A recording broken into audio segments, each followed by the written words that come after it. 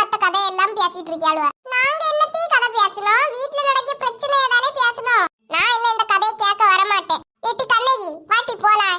நீ போ, நான் வரையில. ஐயோ வாயை உடுத்து மாட்டிட்டோமே. இனி நம்ம அங்க போனாலும் சும்மாதான் இருப்போம்.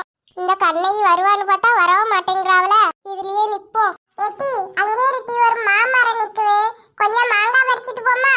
வேண்டாம் டீ, வெளியில சேரெல்லாம் நிக்க அடிச்சோம் பார்த்தா. சரி அப்ப வா கிளாஸுக்குள்ள போலாம். இப்ப பெல் அடிச்சோம்.